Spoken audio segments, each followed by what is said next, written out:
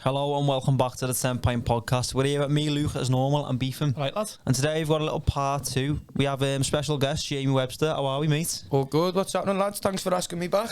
It's a pleasure. We'll get started off with, because last time we spoke to you about We Get By, and this time you're your second album, Moment. So what's the response been like for you? It's been great. Obviously, done better than We Get By, which was, I didn't really expect, because We Get By was the debut album, and it's like, the hype around the debut album, and it's like, everyone get behind him. He's putting out his first ever album, blah, blah, blah.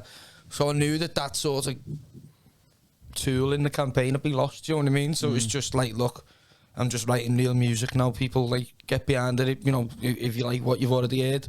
And thankfully, everyone did. It obviously came number 3 in the charts, which obviously means that people bought it and listened to it and stuff like that. Phenomenal. Really done what I set it out to do. Obviously, it was writ. We Get By come out and charted August 2020, which was obviously like bang in the middle of the pandemic, wasn't it? And we didn't come out until what was it, like October or something like that, properly, or do you know what I mean? Yeah. When I don't know when it ended. It was August, wasn't it? Yeah, something like that.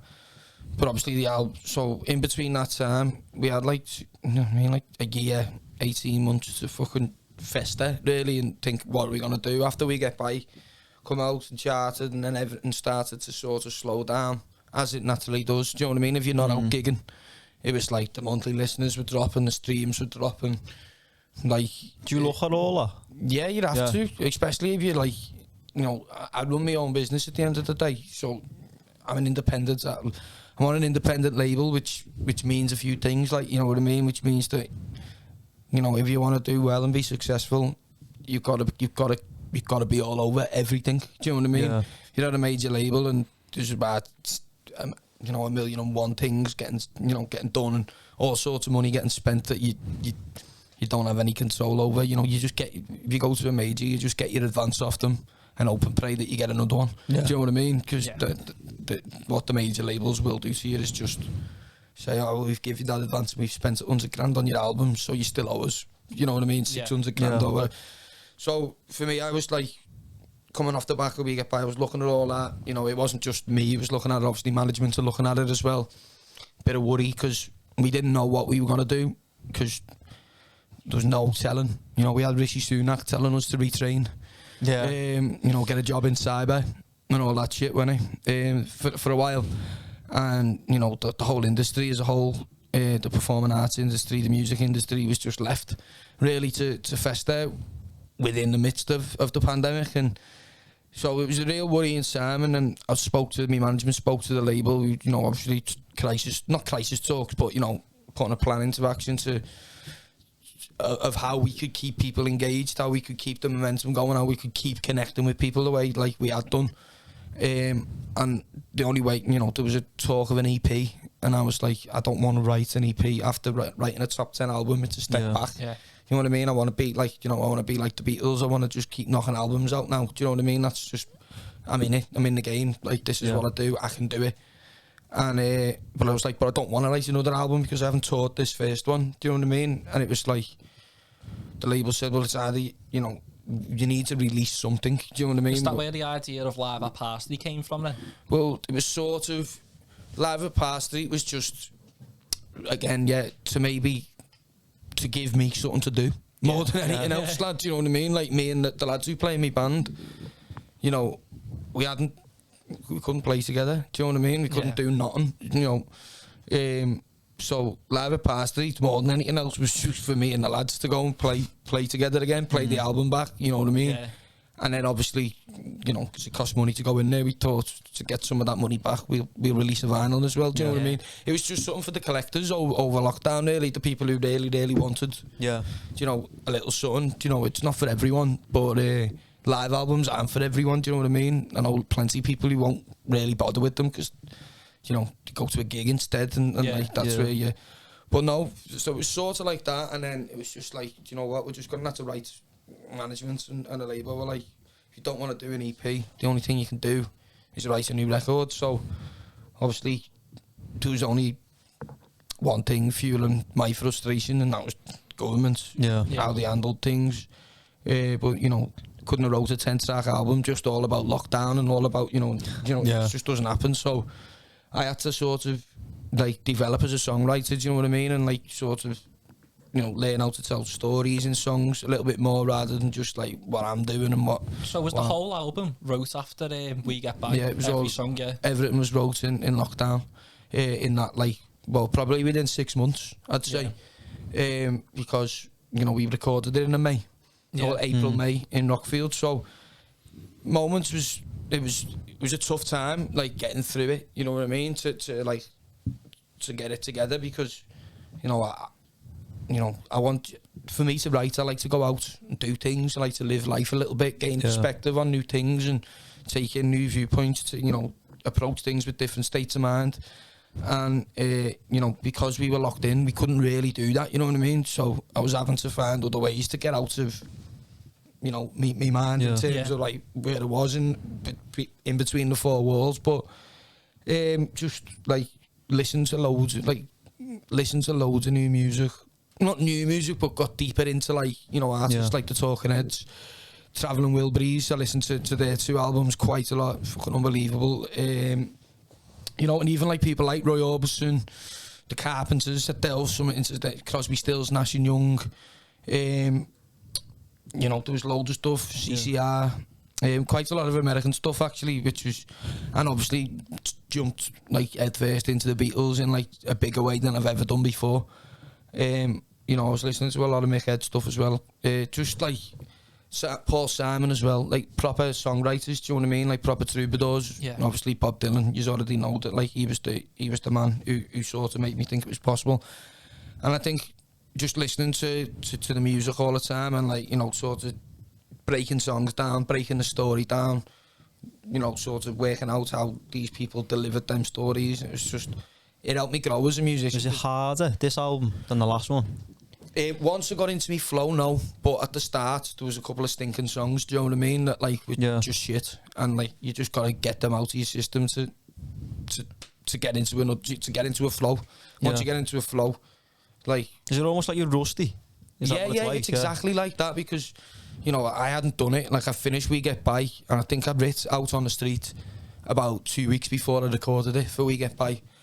And then I hadn't written a song since, do you know what I mean? Like, since, like, sort of, you know, almost. I think, what were the sessions? We done the album in we demoed the album in 2 week block sessions over the water. And I don't know, it was like December or like September and the January or something like that we, you know, that I've written by. But yeah, I just remember, like, writ one that was shit, threw it away. Writ one that was on the B-side, Sting, What I Know, writ Moments, and then writ Davy Kane. And then I was like, all right, you know, I'm getting into this now. Writ Davy Kane, writ Davy Kane, The Fixer, and something else all come. And was it Something in the Air? Davy Kane, The Fixer, Something in the Air, What I Know, and What More, What More. And like Davy Kane, Something in the Air, and What More, sort of all like, we're all within a week and a half, do you know what I mean? Because we were right into it. And then took a bit of time away again, like, left it, and then come back, and in like 2 weeks, I writ the other 6, so it was like going out, knock at my door. Days Unknown, North End Kid, Love Affair, What's Wrong, and just like they were like, I think it was North End Kid, Love Affair, and What's Wrong within like a fucking like 2 days. Really, just I'd sort of built the tracks in my head. You know, like what I wanted with the chords, just arsing around, and then when it got to lyrics, just sat there for like 2 days, just writing and trial and error with words, and got it all done. But no, I was buzzing with Moments. It was when I listened back, when we demoed it, I was listening back and I was like, the label only wanted 10 tracks and there was 12. So it was like, you know, there was obviously others that were shit that, you know, you just throw them away. You know, it's like, I don't know what the best way to describe it is. Do you get some which you throw away, which someone else would be like, you should have had that on there? Maybe, but they wouldn't have heard them. So did you make that decision? You don't go to anyone else about that? Yeah, if I don't feel comfortable singing the song, then I don't want to sing it. Do you know what I mean? Like, it's like, so, but like, I took a lesson off Lennon and McCartney. Obviously, you've all seen Get Back, surely. Yeah. Yeah, I was going to say we were about to fight if you hadn't. He's been slating it the last few I don't reckon podcasts. it's that good, you know. Oh, fuck off. Fucking mad, lads. It's fucking, like, do you know how blessed we are to have seen that? Like, they are, like, not everyone's the biggest Beatles fan in the world, and I wasn't as a young lad. Like, genuinely, like, I was more interested in the Lars and Shaq and stuff like that, I was. But then it comes to a period of time when you actually get into the 7 years or whatever that they were releasing music for. They didn't tour after like 2 years. They stopped gigging. Yeah. And then they still are the biggest, like, It's like 2 artists albums a year, ever. ain't it? At one point. More sometimes, do you know what I mean? Like, Yeah. it was McCartney come in one day with Let It Be. No, he come in one day with Rick Get Back, come in the next day with Let It Be, come in the next day with Long and Winding Road, come in the next day with Oh Darling. Do you know what I mean? It's just like silly standards, and like the only person who comes close to any of them four in terms of like bodies of work, other than Bob Dylan, but he's like it's a different sort of style. I'm talking about like sound, like what they done for music. Like they were pioneers, them and the Beach Boys were pioneers in music. Yeah. You speak to Dr. Dre, you speak to fucking Dave Grohl, you know, they'll tell you the same thing. Do you know what I mean? Yeah.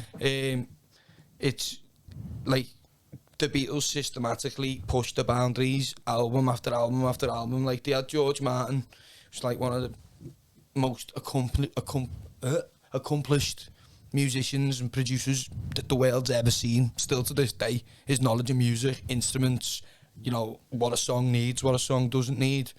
You know, you've only got to look at the Beatles' fucking back catalogue to know. But like, George Martin, like they were in the studio, for example, 4 young lads from Liverpool, 20, 21, 22 years of age. Yeah. Fucking hell, we're older than them, aren't we? Do you know what I mean? That's mad, yeah. Yeah, and they've already done so much. And then like, the recording something, and you say to George Martin, George, like, you know, they've got like a level thing on the desk, and the guitars are going, just, it goes red at the end. Do you know what I mean? And they're like, George, why is it stopping before the red? Why don't we fucking bang it up and get it in the red? I want to see that needle in the red. Yeah. No, you can't do that, boys. That distorts it. We'll distort it then, because that's what we want, you know what I mean? And that crunchy sound, it comes from that, you know what I mean? That comes from them being mad cunts saying, we're going to do that because no one's ever done that before and we want to. Yeah. Do you know what I mean? And they got and then like, you know, like Lucy in the Sky with Diamonds, when it's all mad at the start. They didn't know how to do that. They had the song and like that intro needs change. Tell you what, George, step down the voltage coming into the building and then we'll play it back. Do you know what I mean? And we'll record it like that and then step the voltage back up as we're recording. And that's how it gives you the big mad. No one does shit like that. It was only Brian Wilson, who was a mad bastard who had all his, you know, all his band, and he was like shouting at them, telling exactly what he wanted to play. No one else had that vision. Do you know what I mean? I still think to this day, like anyone who's done anything will have some sort of notion towards the Beatles, and if they don't know it, it's subconsciously there. Yeah. Do you know what I mean? Like, and I just think Get Back, you know, for what they were, what the Beatles were pictured as and like portrayed to be, which was like towards the end, spoiled brats who couldn't get on with each other and like, you know, blah blah blah. Do you see that wasn't the case? Obviously they had differences in terms of like, you know, Paul McCartney liked things to be done a certain way, but when he's coming in with these bangers every single day, who gives him? You know, why shouldn't he? But like what I loved about it was that you could see that when they were just playing music together, they were best mates. Do you know what I mean? It looked like that you could see the journey just in the way that they looked at each other. And I just think for like so many people, you know, who never got to see anything of the Beatles at all, do you know what I mean? I just think we're just so lucky for like Peter Jackson and what he done. There'll be a time, I'm guaranteeing it, when you will go fucking Beatles berserk and you'll watch that again and you'll cry, because that's what happens to me. And then you'll watch McCartney 3-2-1 after it with Rick Rubin, and then you'll watch the Beatles anthology, then you'll watch fucking Living in the Material World, the George Harrison documentary, and you'll just get like, it never happened to me until like about 2-3 years ago. Just like me band loved the Beatles, do you know what I mean? And like some of my drummers, like silly standard of drummer, do you know what I mean? Like his uncle was in Oasis, and still drums with Noel now, drum with Robbie Williams. Played with all sorts of people, and like they're Beatles mad. So like when we're in the van going to gigs and he puts songs on and you go, fucking hell, who's this lad? And he's like, oh, it's Paul McCartney. Do you know what I mean? And you're like, fucking hell, like sounds nothing like him. Do you know what I mean? And who's your favourite Beatle? Harrison, just because of the person that he was and the way he conducted himself. He used to be a spark as well before he went to the thing there. But no, like they're all like unbelievable people, and like they're all like, you know, regardless of what's said about them, we're all lucky that they come from this city, because, you know, Liverpool wasn't up to much before. Yeah. But, you know, it was a bombed out post-war city, do you know what I mean? It was struggling to find its feet. The boom in music and sport really helped this city along the way, you know. And like obviously Lennon was just like an artist through and through, you know what I mean? Like what he done, like the way he was just, you know, like he just had a lore about him. But Paul McCartney is the genius, do you know what I mean? He was the genius, like, and Ringo, God bless him, like, do you know what I mean? He was just made up to be doing what he was doing, and he was a brilliant drummer as well. He doesn't get enough credit for a left-handed drummer who played right-handed, and like that meant that there's so many fills and stuff in like parts of the drums in like Beatles tunes that, like, you know, a lot of drummers can't play. Do you know what I mean? Like it's mad shit, and some of the stuff that like he brought in, even like the Come Together thing, where it's like he goes right round the kit instead of just. It's like, it's just like, the vision of them all was just incredible, do you know what I mean? I'm like, yeah, we are really lucky, but all them people sort of paved the way for the influence of Moments, and like, it just, I don't know, it just, once I, you know, decided on the 10 tracks, and especially once we went and recorded it, and I had it back, the mixes, I was like, never been so proud, do you know what I mean? I was buzzing with like just how it sounded, and like the reaction, to be honest. I remember saying to like the producer who done it with me, Dave Eringer, I said he was like, this will do well, this, you know, like this will do well. And I said, I'm not asked anyway, because it sounds that fucking good, do you know what I mean? Like it doesn't, like that, it's for me it's a timeless piece of work, and like, you know, regardless of the songs, the fucking sound of the thing is just like it's real, and there's no fucking fake like electronic instruments on it. It's all real instruments played by real musicians, do you know what I mean? It's not like not a program. What I'd say about it's much more complete than We Get By. Not to take on no, from you're that, right, but like you can see how much it's advanced, like with your music as well. Yeah, well the thing was with We Get By, like I'd come from the footy terraces. I was sort of expected to have a certain sound, do you know what I mean? And I think if I'd have come straight from that with a fully polished all singing, all dancing album with all sorts of effects on the vocals and fucking, do you know what I mean? Big harmonies and, you know what I mean? Massive drum sounds and all that. Like, it wouldn't have rang as true, do you know what I mean? And it's like, once then people got to the idea of got round to the idea that I play with a band, you know what I mean? I'm not doing the footy songs, you know, I'm a musician. And I'd sort of had a platform to stand on in the music industry. It was like, I've got probably the best session band in the city, you know, probably one of the best session bands in the country playing for me, as mates as well. It's not like I went to school with the guitarist, the drummer's a good mate, the bass player's a good mate now, do you know what I mean? But like, it's a boss little clique, and I thought, I'm not just having them playing in the background here now, do you know what I mean? These proper boys, these can play, you know what I mean? So, right to them, do you know what I mean? Right to their strengths, do you know what I mean? And like, when it comes to the demo and out of the band, it was just like, look, here's the song. Like, don't worry about like, you know, oh, it's my song and it's got, you know, if you've got a part and you think it's going to sound good, let's try it. And it was just like silent error with loads of different, you know, with drum beats, drum fills, guitar parts.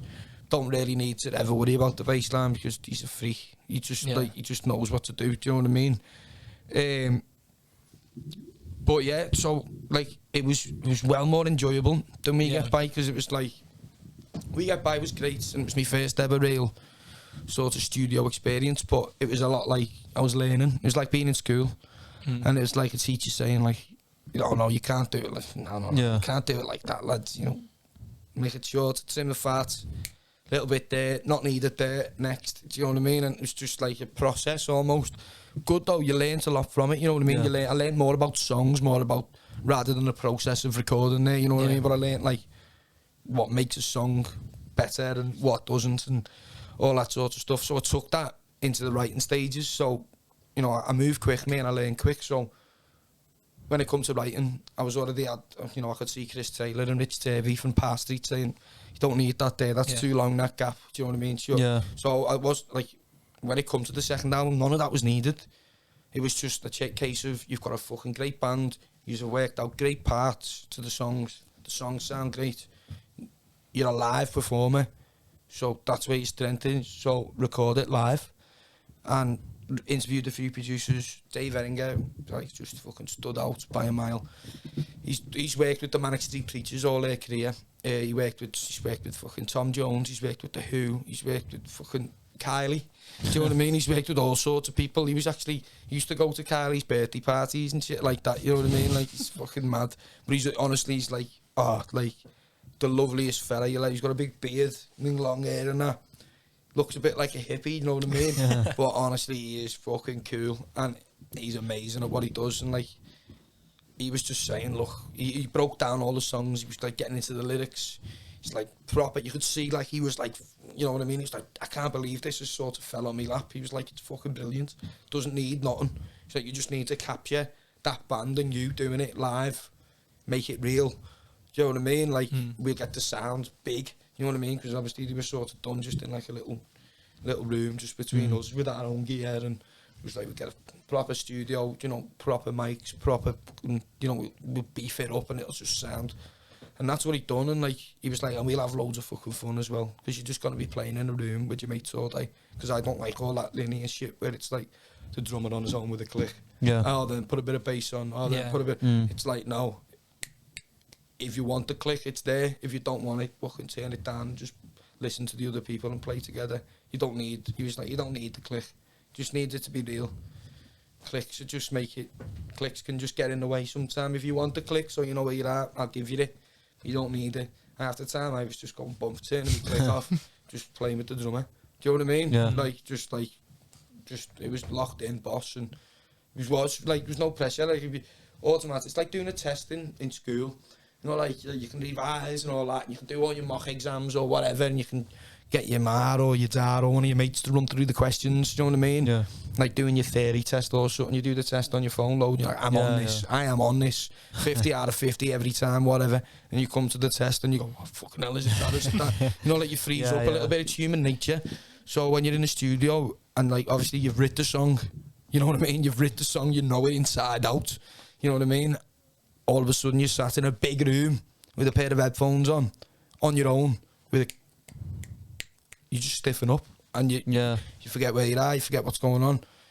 Now, none of that, because you just sat there with your mates, it's like 1, 2, 3, 4, bang, you're in it, you know what I mean? It's probably more enjoyable. Well more enjoyable, like, for any, and like, even also, there's like, obviously, like, some, like, if you're a band with a young indie drummer, do you know what I mean, who's just like fucking loads of energy but not really any discipline, then a click's gonna fuck the whole thing up. Do you know what I mean? You want to capture that energy.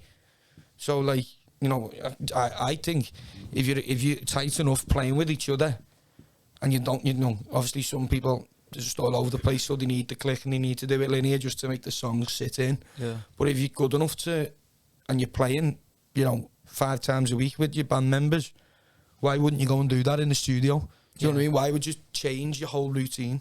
And it was the best way to do it. And then obviously we'd do it all, you know, I'd do it like a little dummy vocal as we were recording the track.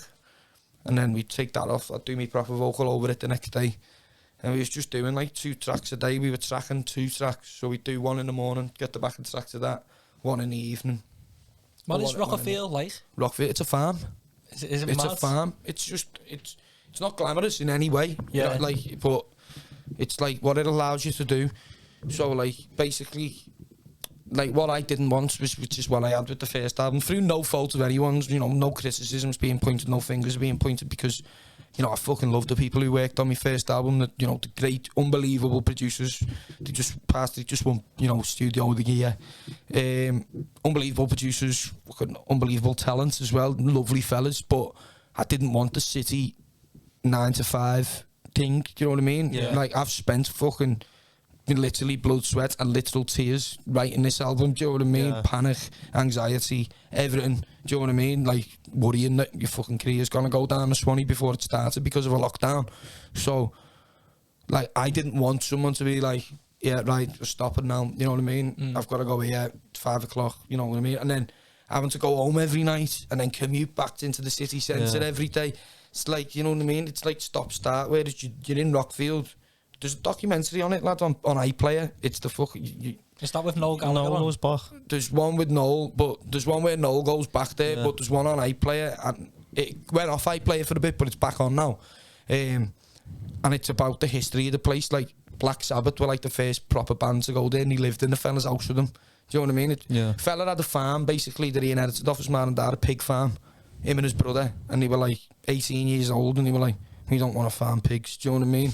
It's in like the early 50s or something. The fella's still there now, Kingsley, he's like 80 odd, fucking amazing he is. So he was like, I was 18 or something, and he was like, I fucking love music, so we bought like a couple of mics, little 8-track or whatever, started recording like Welsh artists, got a few of them into the charts because he was like a music nerd, he was just trial and error, fiddling around with the knobs to get it to sound boss. And then like, he started having like Welsh bands come and stay there with them in the house, you know, and he'd do the dinner and all that for them, and then he'd work all day and night in the studio. And then Black Sabbath went there and like, you know, done really well from it. And then throughout like the 70s, you know, Bohemian Rhapsody recorded it, you know, it's fucking huge. And then obviously Oasis done What's the Story there, Stone Roses done The Second Coming there, you know, the Charlatans keyboard player died there in a car crash. It's like country lanes. He was, you know, out driving, crashed the car, you know, got the rest of him, sad story. But there's loads of history in the place, you know what I mean? And like, the piano, not Bohemian Rhapsody, but the rest of the album, like that out, but the Bohemian Rhapsody album, so like Killer Queen, all them songs, that same piano's still there. And it sounds like, it's crazy. It's like a 100-gram piano before Freddie Mercury's played it, you know what I mean? So like, it's probably worth about 4 million quid or something, do you know what I mean? Because like all the people who've played on it, you know what I mean? It's like does it like give you confidence and make you feel like 10 feet tall going in there, knowing that all these like legends of music have like recorded there and that? It wasn't even that, you know. It was just like you could feel it. You could just feel special, feel the history in the walls. It was like I stayed in the same bedroom as Ozzy Osbourne and Freddie Mercury. Do you know what I mean? Just like that's mad. Still, like it doesn't look like it's been touched since the documentary. You know what I mean? But lovely and comfy, warm. You know what I mean? Working shower, got food there, get the catering, proper boss sausage and mash and all that sort of stuff. Do you know what I mean? Every night. Oh, it was fucking a dream. But the main thing about it is, they've got like natural echo chambers there, so like where they used to house the pigs, and like if you go like that in a room, you let your clap like 5 times over. If you go into the next room, you let it 3 times over, but louder. If you go into the next room, you let it twice, but you know what I mean. They've got different echo chambers for like whatever you want, and they've got like a Bosch old organ there, like a Hammond organ with like a Leslie cab for it, because we've done like a blues tune with like What More, and it's like the organ part on that, like, you know. Lucky that it was there. There's a Boss Rhodes keyboard there, like fucking Northern Soul type of vibe that was used on something in the air, and it's just like the mic. I was singing into like a fucking £10,000 microphone. Do you know what I mean? It's like a vintage one though that like Tom Jones and that will have used in the past. Not that mic, but the same model. You know what I mean? And like fucking hell, I've never sang anything. I've never, you know what I mean, sang into it and went, whoa, like that. Fucking hell, it's not me. Do you know what I mean? I've heard me before. But all of that, and the fact that like, so like, say this is the studio, you get out that door, walk into the corridor in here, and one of them doors is your bedroom. Do you know what I mean? So they must have some mad stories too. Oh yeah, the story about, I was like to Kingsley, the fella, like, who was the worst you've ever had in here? Bear in mind, Oasis had a scrap there and like caused damage and that. And he said, Shawaddy Waddy. He was like, Shawaddy Waddy were the worst ever. He said, no drugs at all. He said, but they drank loads and they fucking shagged, like, the whole time that they were there. He said they come into the studio one morning and they had like birds bent over the desks and fucking, he said there was a full-on orgy in the control room. Do you know what I mean? He was like, what the bloody hell's going on here? He's lovely, Kingsley's amazing, like, and we had a power cut and all that, like, it's just fucking, like, it's just boss experience, and like, like I say, I was getting up about 8:30 in the morning, having me coffee. The producer would get up, like, come in about 9 o'clock into, like, the living quarters, which we had. And then he'd say, like, do you want to listen to, like, so the rest of the band would get up about 10:30, because we'd start at 11. So I'd be up just excited more than anything, you know what I mean? I had the music on, and he had, like, a surround sound speaker, plug my laptop into it and just put, like, the Bee Gees on one morning, you know what I mean? And just, like, having me coffee, dead sunny and all that, big boss, like, old farmhouse sort of living room, it was class. So he'd come in and go, right, Jamie, I was mixing a bit last night, do you want to hear how it sounds, how your vocal sounds from yesterday? And, like, he'd be like, go in, listen to that, fucking hell, yeah, it sounds boss, yeah, thanks, Dave.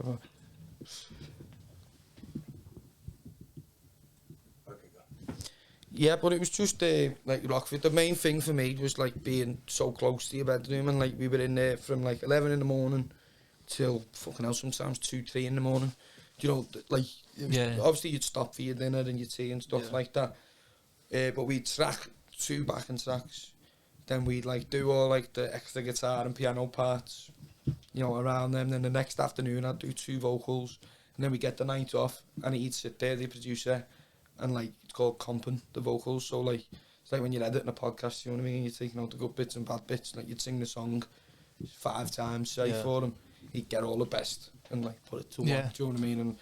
And put all his effects on it. And then the next day we'd start tracking again. But it was just, the way of making the album was just, it was, like, just as enjoyable as, like I said, I was made up with the way it sounds, but even again, if it didn't do nothing, that 2 weeks was, like, one of the best times of my life, do you know what I mean? It was just, like, it was just proper, do you know what I mean? Like, you just, best way to, like, immerse yourself in a record, and we could think about a few clever bits for it, and, like, you know, just give us more time, and, like, less stress, do you know what I mean? Not many people can say they've recorded there. No, but you know what, they could do you know what I mean? I think it's just, it seems like a bit of a thing away, but as far as I'm aware, it's not that expensive. It's not, you know what I mean? It's like, it's not 10 times, but, you know, if you're gonna go to Abbey Road or something, it's expensive, but somewhere like that, you know, it's a brilliant place to go, and, like, you know, it's just,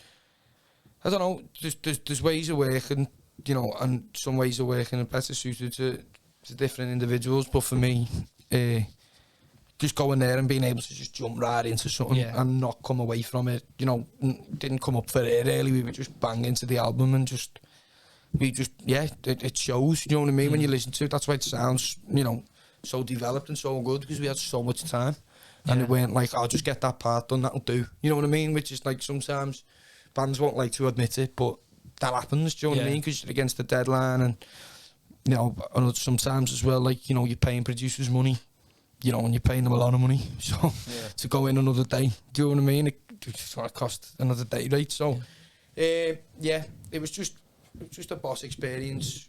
Like, well, it's like that, you know, when you're driving home, like, you're getting off and that, is that, like, mixed emotions? Are you sad to go, or you're like, I've got this album now? The last day we were moping around, like, you know, like teenagers, like just like when you know, like, you've been on a boss holiday and you don't want to go home. It's just like that. Like, we sat in the airport, like, oh fuck, you know what I mean? It's like that sort of vibe. But we had a boss last night. Like, we had a bit of a party on the last night. You know what I mean? And, like, just like said, had a good, like, farewell with the place. Do you know what I mean? I'll be going back there. Do you know what I mean? Like, I made mates with all the people who run it. Like Kingsley, who started it. His daughters run it now, mainly for them, and, like, I speak to one of his daughters all the time, Lisa. She's like 50 odd. She grew up with Ozzy Osbourne in her house, do you know what I mean? She played frisbee with Freddie Mercury and Brian May, do you know what I mean? When she was 5, 6, she's, like, been to parties with all the biggest of the biggest, and, you know what I mean? She's like, but they're just lovely people. There's no airs of graces about them at all, like, you know what I mean? It's not like, oh, well, we've had Oasis here, by the way, so, you know, blah, blah. It was none of that. It was like, welcome to Rockfield.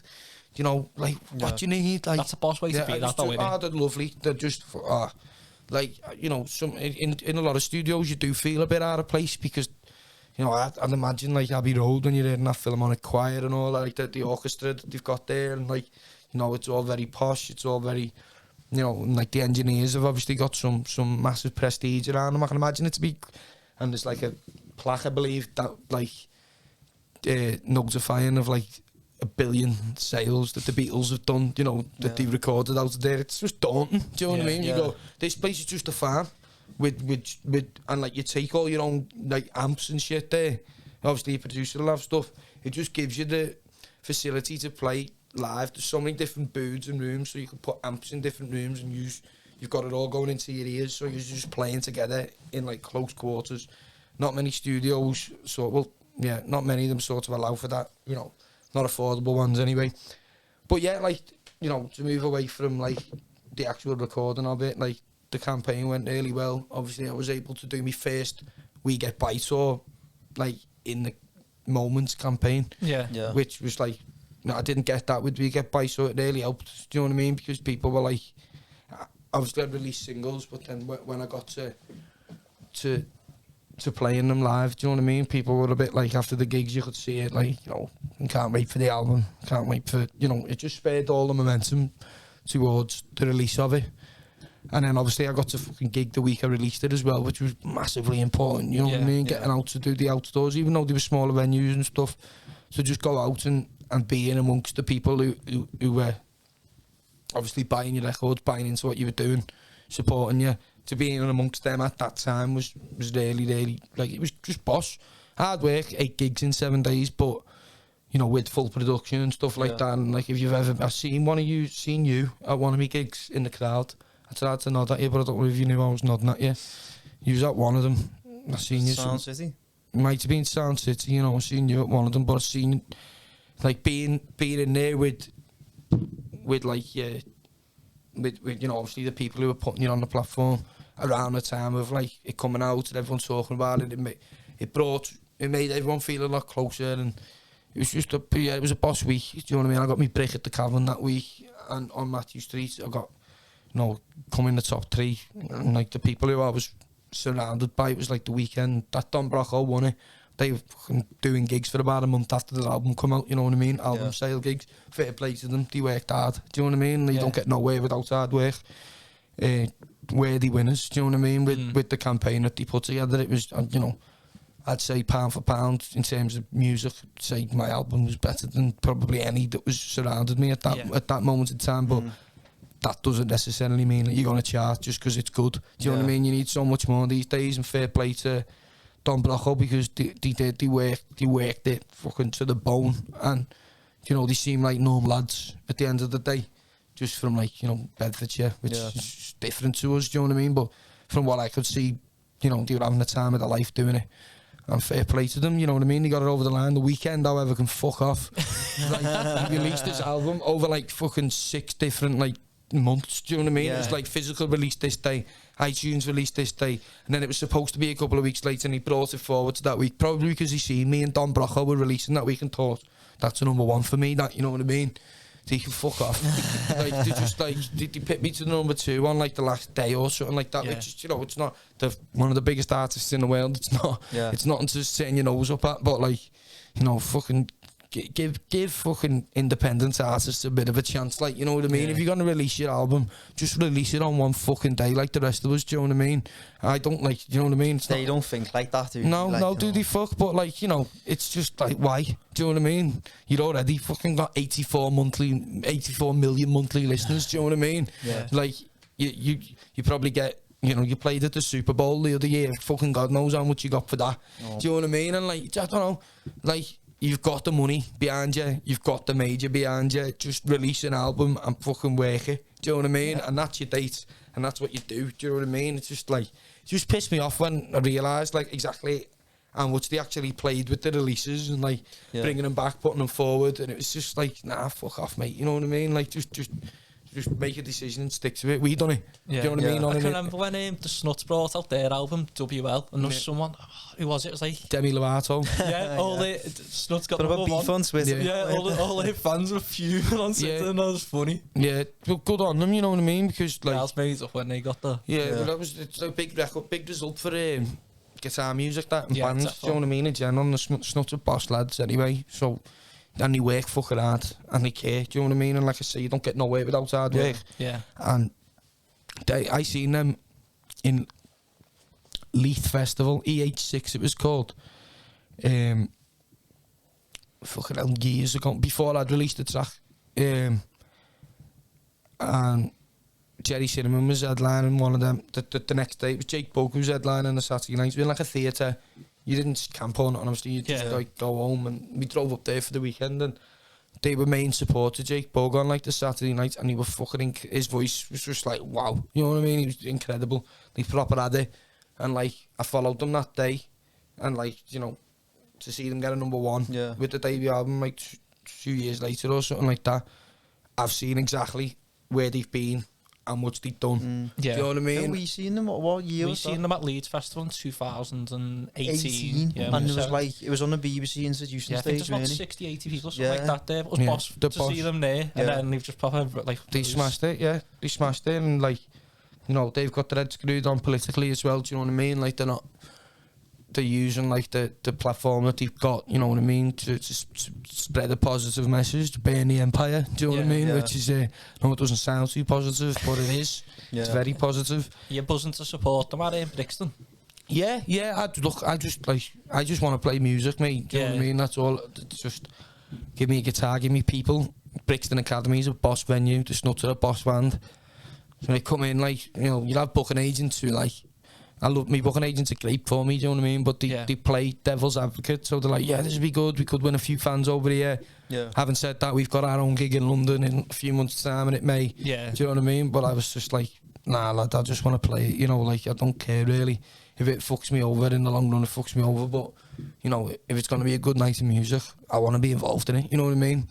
And I can't wait to play with them, especially in that venue, and then, you know, I've got, hopefully, be nice to have them supporting me somewhere along the line, but whether they are or not, I can't really say properly at the minute, but it'd be nice, it'd be really nice, because, I've spoke to them a few times now, like, well, a couple of them, a couple of times. They seem like boss lads. They actually, the week that my album come out, they do like a monthly playlist on Spotify, don't they? They deleted every song from it and just put moments on it, you know what I mean? They're just like, I obviously give them a little shout of support the week that they were up against Demi Lovato and stuff like that. But, you know, it's nice to know that, like, they returned the favours, do you know what I mean? They just seem like normal lads, do you know what I mean? Who were all mates, who were having a good go. And, like, that's a good thing about, like, Sam Fender as well. I think at the minute he just seems like such a fucking a normal lad, just such a down-to-earth lad who's, like, you know, the best in the business at the moment in time. Certainly the biggest in the business, you know, in the UK sort of guitar music scene. You know, took off, hasn't he? He's just blew Jerry Cinnamon out the water, hasn't he? Do you know what I mean? He's, like, absolutely, like, just, like, numbers-wise, everything, do you know what I mean? It's like the sound of his music, his voice, his, you know, the gigs that he's doing now. You know what I mean? He'll break into Europe and America, I think, because he's got a bit of a Springsteen thing about him with the sound of his tunes. And I just think, obviously, Springsteen's an influence of him, but people like the Snuts, the Latums, Sam Fender, they're paving the way for, like, young bands coming up. Do you know what I mean? I'm trying to do my part, but, you know, I'm not quite, you know, not quite up to the, in terms of, like, you know, #1s and stuff like that. I'm not there yet, but, you know, I'm growing every day and getting better and better, and the fire is spreading. Obviously, you get the haters fucking quite frequently now as well, but yeah, you know, you just got to get on with it. But, like, them artists are doing really good things for the music industry, and you know, and Jerry Cinnamon, to be fair to him, like, he sort of like, he changed the game for a lot of people, so fair play to him as well. But no, for me, I'm buzzing with moments and just fucking can't wait to just write more tunes. Well, I am writing more tunes and do it all. Do you know what I mean? I seen you tweet the other day, what album has a better side 2 than side 1? What side do you reckon's better on Moments? Oh, I think I was half good with No One Said Moments, to be fair. I was going to tweet back for you were coming on here, so it made me feel good about myself. In a day of fucking hate on social media, to be fair, day of trolling. But Moments is it depends what you're after, doesn't it, really? Because, like, obviously, I think side 1, it's a big start. You know, you've got, like, your Davy Kane going into Days Unknown, going into Knock at My Door, then going into Something in the Air. Oh no, then into Love Affair, then into something in the air, do you know what I mean? So it's like, you've got like a lot of big tunes there, you know, hard hitting, fast sort of thing, and then you sort of end it with something in the air, but then you start with North End Kid, going to Moments, going out, and then What's Wrong with What More at the big end. I'll probably say pound for pound, that side A is better. Yeah. But side B still tells the story that I want. You know what I mean? The way it works as a body of work. Like I said, when we get by, I think when I was talking to you, I didn't want it to just be out singles at the top. Even though there are a couple of singles with Davy Kane and Days Unknown, but like I wanted it to tell a story, and like I wanted it to like capture like a dramatic sort of like feel where like, you know, it's up. And down and it What's the story behind Davy Kane? Because when that come out, like it seems like it really means something, but it's something different to like what we were used to. Yeah, it was, well, Davy Kane, like I've got mates, fucking hell, I've got mates now who have sat, some of them are doing 20 years in prison, you know what I mean? Some of them are doing a bit less, you know, for, you know, wrong choices, chats, all that sort of stuff, do you know what I mean? But then, like, and, you know, it is what it is. But then I've got mates who've been put into prison for defending themselves in a bar.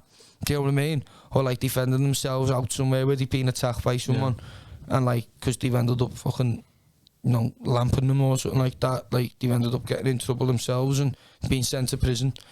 And then when they've come out of prison, they've like applied for jobs. Do you know what I mean? And like, they're genuinely not bad people, do you know what I mean? The family men, these people, like, you know what I mean? Like, genuinely do a load for charity. Already did before they went to prison. Yeah. Do you know, like, proper, like, you know, what's the word? Salt of the earth, like, community-based, community-minded people, do you know what I mean? Who are genuinely, like, doing the city of Liverpool proud on a day-to-day basis, do you know what I mean?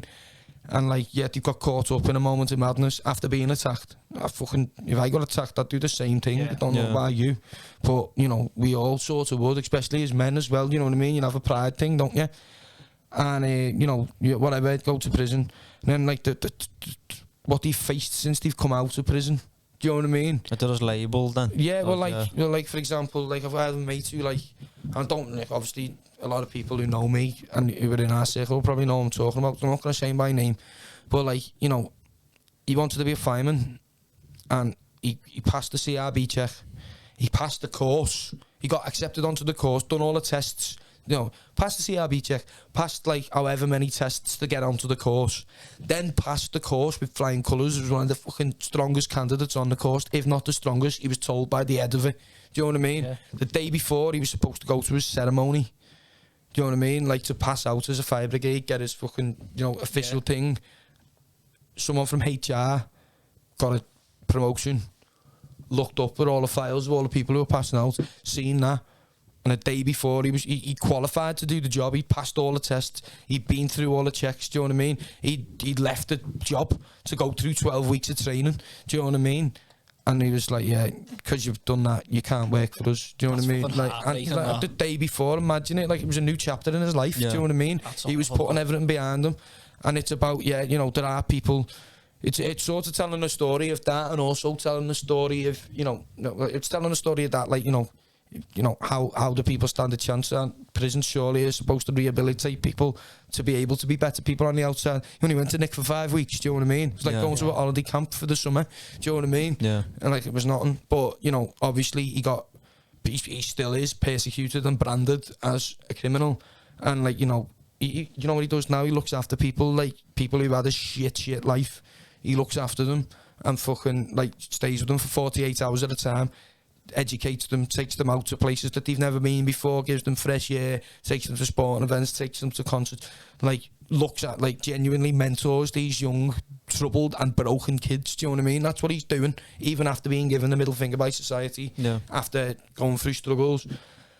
And at the same time, it's like, you know, like some of these kids who end up in jail, and some of these kids who end up, you know, selling drugs or whatever in gangs, whatever it is, a lot of the time they haven't been they haven't been given a chance from day one. You know what I mean? Like education systems, if they're below a certain bracket, you just get left to fester in schools. Do you know what I mean? Yeah. With the naughty kids, they put them all in a class and they fucking leave them to just do whatever they want. You know what I mean? As long as they're not disrupting the intelligent kids. Likewise, kids who've got ADHD and stuff like that, who can't excel in a classroom environment and stuff like that. Classrooms aren't for everybody. Do you know what I mean? And there's all these, like, there's a lot of kids who are a victim of this. And as they've come out of school, they've got no prospect of getting a job. Do you know what I mean? They've got no prospect of earning any decent money. You know, they're basically told to go in a warehouse or go into Mackey's or, do you know what I mean? Go, you know, fucking be a labourer, fucking getting, you know, working 12 hours a day for fucking 200 quid a week, something like that. You know what I mean? That's basically told that that's their life. And, you know, what if they don't want to fucking do that? You know what I mean? The only thing that they know in the neighbourhoods that they're in and the, you know, the class system that they've been kept in by governments and stuff like that, the only option is to get a fucking Al-Nokia, you know what I mean, get a bit of drugs and fucking sell them, do you know what I mean, and try and work your way up that way and try and put a bit of money away and not get caught, do you know what I mean? But when they go to prison, it's not like this kid has been through fucking hell and back here, do you know what I mean? Yeah. Like, no wonder he's ended up here. I know, let's help him, do you know what I mean? Yeah. Let's fucking put him through a programme, let's monitor him, let's almost put him back to school, do you know what I mean? And but school that caters to him and caters to what he wants. Alright, yeah, he's, you know, if he's a gobshite and he doesn't want nothing to do with the system, doesn't want any, yeah, fucking lock him up, throw away the key by all means. But if he's, you know, someone who's fell on hard times, who genuinely wants to make a change to his life, so he might have a family, he might want to change their life for the better, do you know what I mean? There should be something in place which enables them to do it. And, you know, like there is in Scandinavia, like there is in other countries, do you know what I mean? Us in America, two of the most powerful countries in the world, we just fucking throw away the key and let them fester, do you know what I mean? Like, kids, you know, go in there as like part-time criminals and they come out gangsters, do you know what I mean? Because they've learned so much of a different fucking world while they're in there. And that's what Davy Kane's about. It's about the nature or nurture concept, and it's also about the fact that, you know, like, there needs to be opportunity for people, no matter what they've done, if they are genuinely willing to make a change. And they can be monitored, do you know what I mean? You can do psychoanalysis to sort of gauge where he's at mentally. You can do academic tests so he actually improves, you know, academically. He's got more chance, you know, you can get qualifications, better job when he goes outside, blah, blah, blah. There's all that can be done, you know what I mean? There's like, you can, you know, if he's lost contact with his family or like whatever, he's lost contact with his kids, you know, you should be able to like bridge that gap and like, you know, just the punishment's the time. It's not like everything that comes with it, you know what I mean? The punishment's being locked up for fucking 4 years doesn't mean that they should be treated like fucking, do you know what I mean, animals, because that's what they will be when they come out. They'll have animalistic tendencies, do you know what I mean? And it's like, the more you repress, the more you get like retaliation and rebellion. It's that simple. But if you try and work with someone, you're gonna change them. And like, you know, that was one of the things where I was saying, like, it was something I had to be a little bit more clever about in terms of like when I was coming to writing the songs, because I've done the sort of down the barrel thing with a couple of songs on the album, and like, you know, it would have been like a lot easier to come out and say all the judges are nonsense and crooks and the screws in the prisons are just all wankers who got bullied in school or something like that, you know, come out with mad comments like that, you know what I mean, and, you know, really wear my heart on my sleeve and say, oh, the lads are only trying to earn a living for, but no, you've got to like, it was more about like, well, let's find a character here, do you know what I mean, and I watched Time. It's boss time. That was actually after I'd written it, and I was like, he's the man. Do you know what I mean? When Jack McMullen obviously was playing, I was like, he's just Davy Kane. Do you know what I mean? Like, is that where the music video came from? That's where the music video idea come from, I was just like, that's it. Do you know what I mean? That he's Davy Kane. Like, that's what I was seeing. I was just like, and so that's where like that song come from.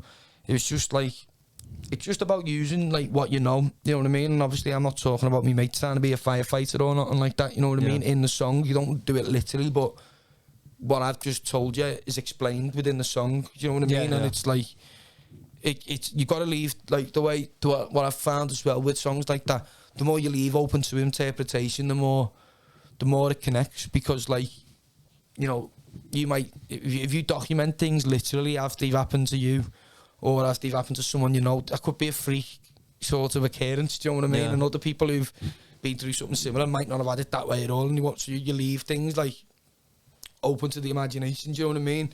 Like, if you think it means that, then it means that. You know what I mean? But yeah, no. Davy Kane was one of the tunes that like I writ that riff when I was like in a band at 16. Yeah. And I was like, that's good, but I'm not good enough to write a song to it yet. Do you know what I mean? It was like one of them. So that riff on its own, not anything else about the song, but that riff on its own, it's been in me back bin for like, what was it, about 11 years or something like that, you know what I mean, or 10 years. Yeah. And then I remember just like playing it one day and I was like, I'm there now, like I could write a song for that, you know what I mean? Like, I think I seen you say somewhere else, it sounds like something off Peaky Blinders, doesn't yeah, it? That yeah. riff. It's like a Tarantino soundtrack, it like a spaghetti western sort of thing. You could imagine it on like Django or something like that, couldn't you? Yeah. Do you know what I mean? When they're going into the town or something like that. But no, yeah, I tried to make it like sound wise as like a bit of everything. You know what I mean? Tried to make it well rounded. There was a bit of blues in there, a bit of northern soul, bit of like North End Gig could be on the Wizard of Oz. Do you know what I mean? The backing track to it and stuff like that with all the strings, and yeah, honestly, I was buzzing like when I got the album back and like Davy Kane, you heard that the guitar and I had my studio monitors in the house. I was like, wow, fuck yeah, you know what I mean? That's it. When he'd mixed it and that, it was just like, I remember sitting there, I was almost there, not crying, but like, you know, fucking shaking. Yeah. This is fucking boss, just made up with it.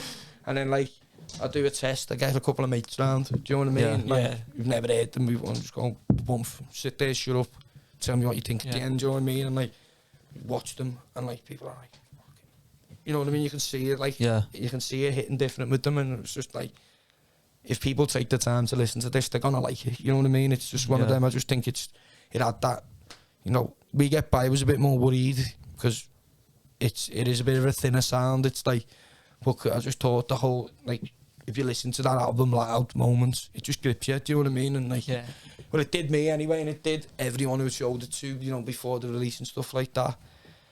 And yeah, it was just a fucking, boss way to work, do you know what I mean? What's your favourite song off that album? It changes all the time, lads. It was like steadily North End Kid for like, I'd say that's my favourite off it. Yeah, I was it's my dad's favourite. It's a lot of people's favourite. Loads of people who say, I fucking love that North End Kid, you know. So some fella yesterday was waiting for me bird to pick it up from work. Just there, doom for me car window. I looked out, and this fella's like, he's about 40 or something. Big chain, Hugo Boss black top, like jeans and 110s, like, you know what I mean? But he stood like looking into me car, and I was like, oh, if I give him shit on Twitter or something, like, you know, like, has he called me a knobhead or something, and I've given it back, do you know what I mean? Is he gonna film me in here? And I wound the window down, and I was thinking, oh, what do I do here? And I was like, fuck. He was a big fella, like, you know what I mean? He was bigger than me anyway. And he just went, fucking love North End Kid, lad. Sound, lad, I'll get out the car now. Get a photo. Got a little photo with him and his daughter, and that was sound. But yeah, North End Kid was it. But then, like, when I got the album back and the mixes back, it was like Love Affair. Then, like, it was Knock at My Door. And now I think it's something in the air, you know? That's about your bird. What's it like the first time you show her that? Yeah, she didn't listen to it in front of me the first Didn't time. Nah. So it's a funny story about that. Like,